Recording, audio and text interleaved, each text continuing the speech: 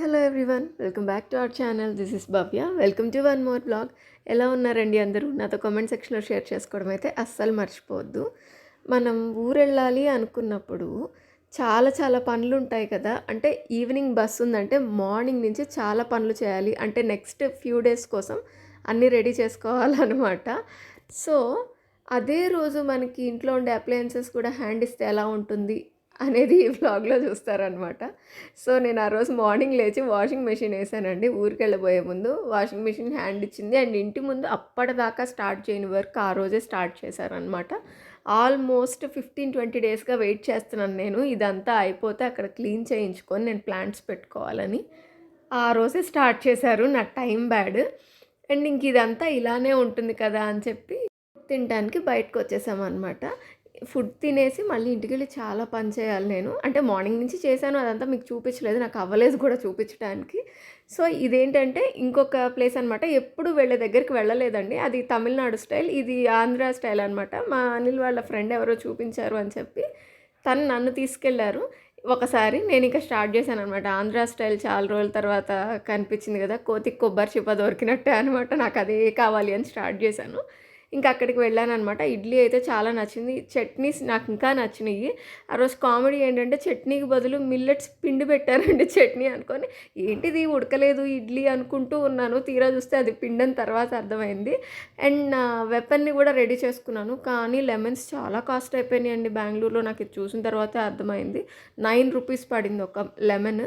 And ఇంకా ఇంటికి రాగానే స్నానం చేసేసి దేవుడి రూమ్లో అన్నీ సెట్ చేసేసుకుంటున్నాను అనమాట. తిన్న తర్వాత స్నానం ఏంటి పిచ్చిదానా అనుకుంటారేమో, కానీ తప్పలేదండి. ఆ రోజు సమ్టైమ్స్ అలా అయిపోతూ ఉంటాయి, వదిలేసేయడమే. ఇంకా తప్పనప్పుడు ఇంకా తిన్న తర్వాత అయినా చెయ్యాలి కదా. అలానే ఆ రోజు స్నానం చేసేసి దేవుడి రూమ్ క్లీన్ చేసుకుంటూ ఉన్నాను అనమాట. క్లీనింగ్ అంటే ఏం లేదు, జస్ట్ ఉండే కుందుల్లో ఉండే ఒత్తులు పువ్వులు అన్నీ తీసేసి దేవుడి దగ్గర అంతా కొంచెం తుడిచేసి, శివలింగం ఉంటుంది నా దగ్గర, అది ఒక గిన్నెలో వాటర్ పోసి అందులో పెడతాను అనమాట. అంతే దేవుడి దగ్గర క్లీనింగ్ అంటే.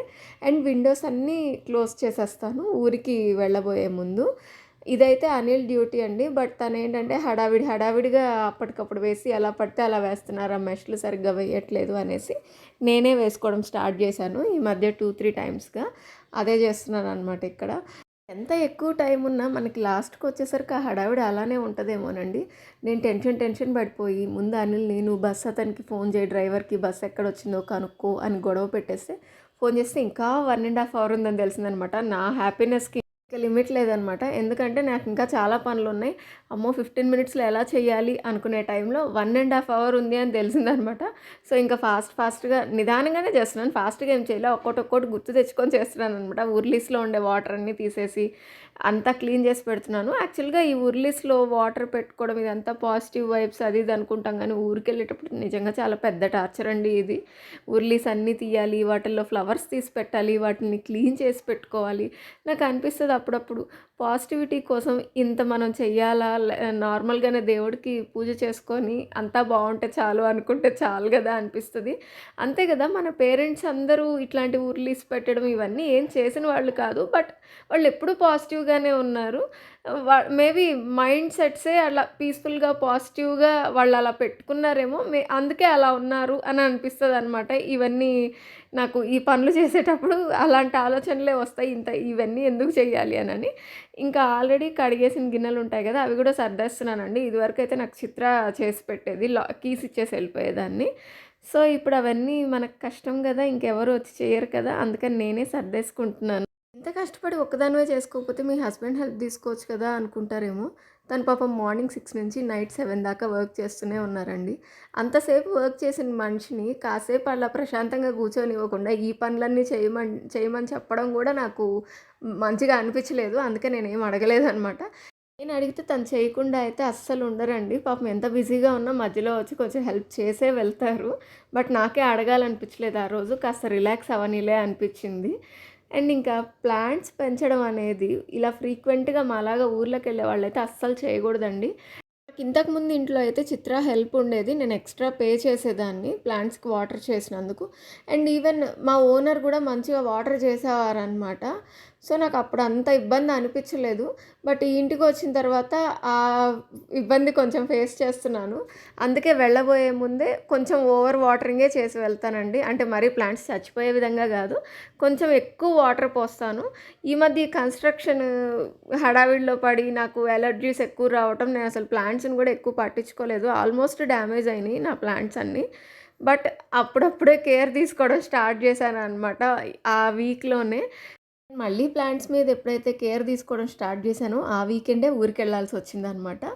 ఇంకేంటంటే మరీ డ్యామేజ్ అయిపోతాయి నేనొచ్చే 4, 5 డేస్‌లో అనేసి కొంచెం ఎక్కువ వాటర్ చేసెళ్తే కాస్త బెటర్‌గా ఉంటాయి అని చెప్పి వాటర్ చేస్తున్నాను. అండ్ నైబర్స్‌కి చెప్పి వెళ్ళాననమాట. నైబర్స్‌కి కాదు సారీ, మా ఓనర్‌కి చెప్పెళ్ళాను. అండ్ మా ఓనర్ ఉంటే తనే ఇంటి ముందంతా ముగ్గది పెట్టేవారనమాట. నేనెప్పుడు ఏమి ముగ్గు పెట్టను. తనే చేస్తారనమాట. బట్ ఊరెళ్ళే ముందు తను నాకు చెప్పి వెళ్ళారనమాట. మీరు ముగ్గు వేయండి, మెయిడ్ క్లీన్ చేస్తుంది అనేసి. సో, నేను వేయటం కదా! ఎప్పుడో అమావాస్యకి, పౌర్ణమికి వేసేవాళ్ళు ఇలానే పెద్దగా ముగ్గులేస్తారనమాట నాలాగా. మరీ పెద్దగా కాదు, కొంచెం పెద్దగానే ఏసాననమాట. మా ఓనర్ అయితే ఆ కింద రాళ్ళున్నాయి కదా! అవి దాటనిచ్చి కింద రోడ్డు మీదకైతే పోదు. తను కొంచెం చిన్నగానే ఏస్తారు. ఇవన్నీ అయిపోయిన తర్వాత లాస్ట్‌లో ఇది కనిపించిందండి. అప్పుడింక బాధేసేసింది. అరే! మొత్తం పనయిపోయిందనుకున్నాను. ఇంకా ఇది మిగిలుందా అని అనిపించింది. ఇంకా దాన్ని గూడా క్లీన్ చేసి పెట్టి ఫాస్ట్‌గా రెడీ అయిపోయి ఆటో ఎక్కేసామనండి. కానీ అనిల్ ఇంకొకసారి కాల్ చేసి కనుక్కోవాల్సింది. ఎందుకంటే బస్ మేమెళ్ళిన తర్వాత గూడా హాఫ్ ఎన్ అవర్ లేట్ అయిందనమాట. కానీ ఈ బస్ స్టాండ్‌లో టైమ్ పాస్ అయిపోద్దండి. ఎందుకంటే ఎప్పుడు వెళ్ళినా ఫుల్‌గా ఉంటుంది. ఒక్కొక్కరికి ఒక్కొక్క స్టోరీ ఉంటుందనమాట. నేనదంతా చూస్తూ టైమ్ పాస్ చేస్తుంటాను బస్ స్టాప్‌లో. ఫైనల్‌గా మా బస్సయితే వచ్చేసింది అండ్ ఎక్కేసాం. నెక్స్ట్ నుండి మీకన్నీ నెల్లూరు వ్లాగ్స్ ఒస్తాయి. కొన్ని ప్లాన్స్ తోటే వెళ్ళాను. బట్ అవన్నీ చేయగలనా లేదా అనేది నెక్స్ట్ వ్లాగ్స్‌లో మీకు అర్థమవుతుందనమాట. హోప్ ఈ వ్లాగ్‌లో మీకు ఎంతో కొంత ఇన్ఫర్మేషన్ ఇచ్చాను అనుకుంటున్నాను. అంటే సరదాగా మాట్లాడాను కానీ, ఇన్ని పనులు చేయాలి ఊరెళ్ళే ముందు అనే ఇన్ఫర్మేషన్ అయితే ఇచ్చాను అనుకుంటున్నాను.